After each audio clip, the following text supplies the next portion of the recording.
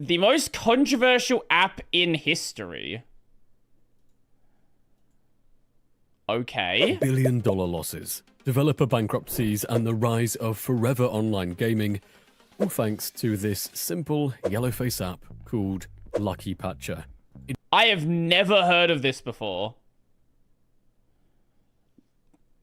Okay, sure, let's It's a see what name this that is. strikes fear in the hearts of mobile game developers, and basically acts as Oh, was it a thing for getting around paid versions of apps? a Robin Hood for broke teenagers everywhere. Lucky Patcher has been a pain in the ass for the mobile industry for over a decade, and even Google couldn't kill it. So how did this simple app bring the whole industry to its knees and force developers to completely change the mobile gaming ecosystem? I mean, Okay. it's just an app with a badly designed logo, right? But first, let's talk about what Lucky Patcher actually is and what it does, because trust me, it's way more interesting than you might think. It's basically an Android app that allowed everyone to patch apps and games, removing license verifications, bypassing in-app purchase requirements, and even removing ads. You remember those annoying pop-ups asking you to buy some worthless in-game currency for like $9.99? Yeah, Lucky Patcher got rid of those. You want that ridiculously overpriced $99.99 stack of gems in your favorite pay-to-win game? Lucky Patcher might just get you that for free. I mean, it's literally called Lucky for a reason. Now, I don't want to be giving a tutorial on how to commit digital theft here, but I do want to explain how this thing actually works, because it's kind of fascinating. I mean, come on. You're curious too, right? Lucky Patcher essentially acts as that's so you don't use your phone. If you did, you'd hear about it. Maybe? middleman between the app and the Google Play Store. When an app tries to verify a purchase, Lucky Patcher intercepts that request and sends back a, "Yep, they totally paid for this" message, even though you absolutely did not. Oh. It's like having one sketchy friend who's always saying, except this friend is just a janky piece of software with a smile emoji logo that looks like it was designed by a 10-year-old who just discovered clip art for the first time. The app has been around since like 2012 or something, and despite Google's best efforts to kill it, it just keeps coming back. It's like that annoying cockroach that survives the nuclear apocalypse. Except instead of radiation, it's surviving Google's attempts to secure their platform. The creators keep updating it to bypass new security measures. I thought my screen was bad. Clean your fucking screen. Which honestly shows an impressive level of dedication to helping people steal stuff. Like, imagine if they put that energy into something useful. Like stealing stuff. What do you mean? That is the useful thing. Actually using Lucky Patcher. Well, it's basically two groups of people. First, you've got people like me, broke teenagers who want to play the games but don't have money or access to mum's credit card. We are the type who will spend Do you know what you do then?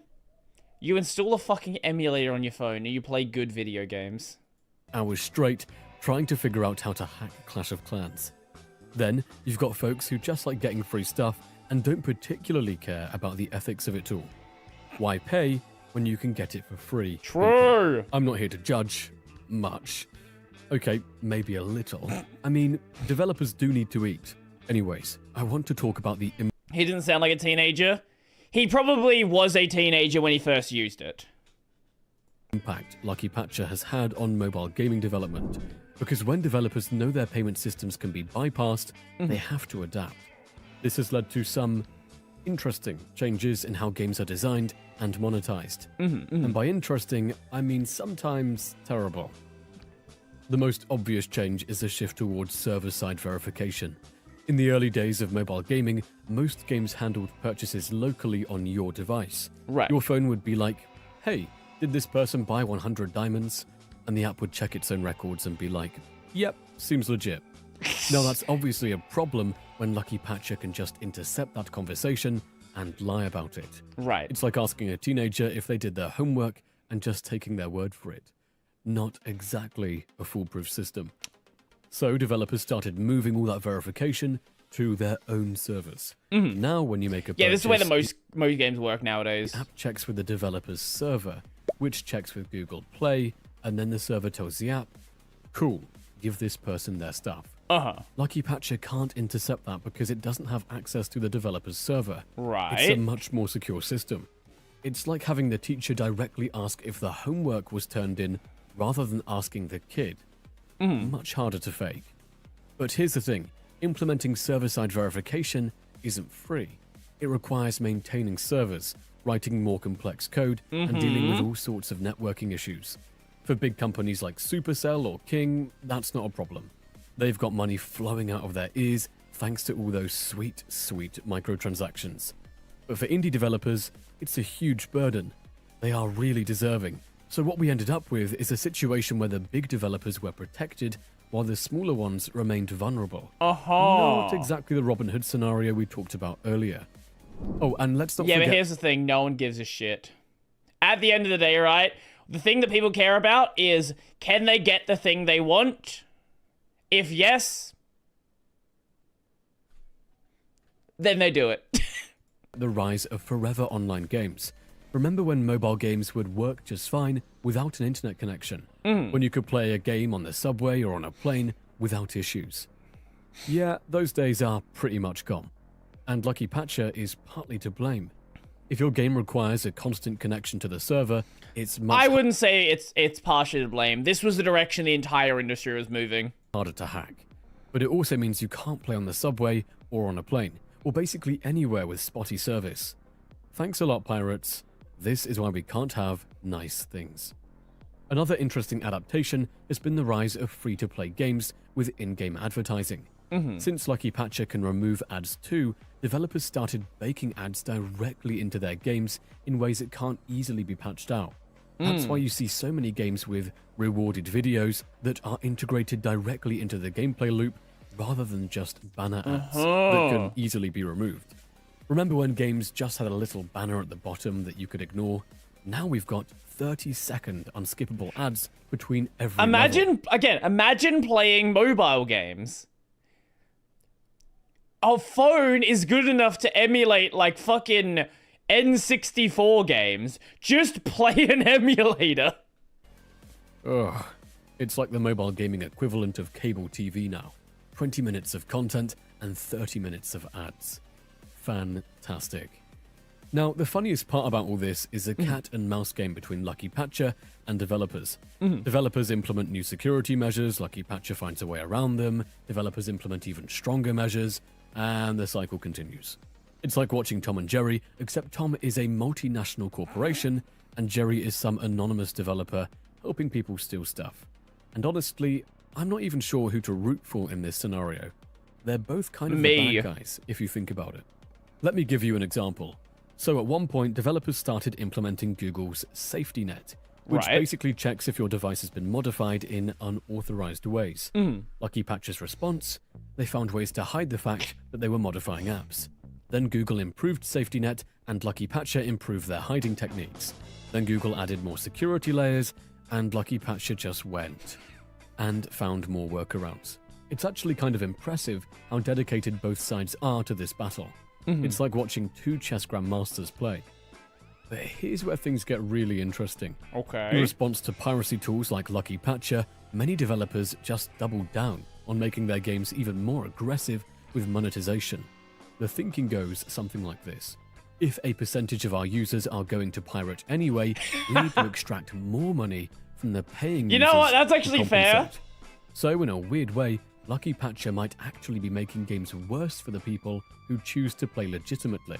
Then they get fucked because they're literally playing a game where your goal is to get fucked. I don't care if people playing shitty mobile games get fucked. Like that's the business model. Phones these days can even emulate some x86 games with Box 86, Box 64 on Termux. The pirates get their free stuff, the paying customers get squeezed even harder, and the developers get to keep their yacht payments up to date. Everyone wins? No, they don't. I'm not saying Lucky Patcher is solely responsible for the state of mobile gaming today, but it's definitely a factor. The existence of easy piracy tools has made developers reconsider making games that are more piracy resistant. which often means more aggressive monetization, more online requirements. Ubisoft and thinks it's more okay with data single-player collection. games. But what does this tell us about the future for You can buy a map pack in Assassin's Creed Shadows. What it does is marks where all of the items are on the map. That's a thing you can buy. I'm not joking. Lucky Patcher and mobile piracy in general? Well, Google keeps improving its security measures with each Android version, making it harder for tools like Lucky Patcher to work.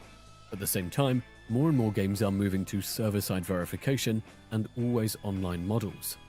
The most likely outcome is that Lucky Patcher will gradually become less and less effective, but it will never disappear completely. But until then, we might just enjoy the ride and see who wins, pirates or the developers. In the end, Lucky Patcher remains the king of mobile piracy, not because it's particularly sophisticated, but because it made piracy accessible to everyone. Right. You don't need to be a hacker or a Well, that's tech what happened with genius. LimeWire, right? Like, audio... music piracy was a thing before LimeWire, but LimeWire came along, and it made it very simple. Same with when the Pirate Bay first came along. It made it super simple. Or nowadays with anime streaming sites. Or like 123 movies, things like that. You don't have to go through a bunch of hoops to do it. So people are going to do it. This is why I don't play online games, especially mobile games. Fair. I just don't play bad video games. To use it, any kid with a YouTube tutorial and 5 minutes to spare can figure it out. And that's what makes it so dangerous for developers and so appealing. I just use now. Yeah, my point isn't that there are better solutions than the streaming sites. My point is, by having these like 123 movies, anime streaming sites, things like that, it makes it very accessible. So that's Lucky Patcher, folks. A little app that's been a bane for mobile developers for over a decade now. It's not the hero we deserved, nor the one we needed, but it's the one we got. And the mobile gaming landscape has been forever changed. I wonder what these because comments of are it. like. Not necessarily for the better, but definitely forever. Anyways, that's all I have to say about Lucky Patcher.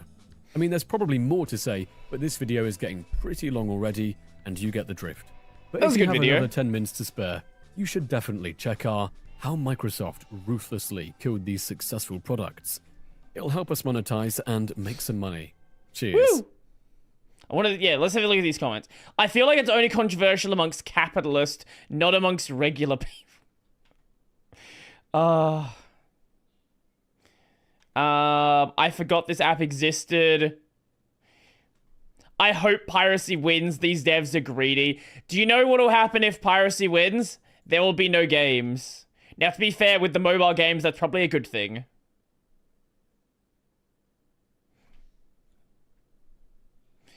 I think you framed Lucky Patcher too negative. Maybe it's a way for developers to not like microtransaction games, instead make one-time payment games again. That would be nice. That would be very nice. AI slop. I love this. These comments are great. These people that hear a voice and it's like clear and the video's well edited and it's like AI, it's AI. There's like no evidence it's AI, but like it's AI because I say it's AI. Oh god. So that's gonna be it for today.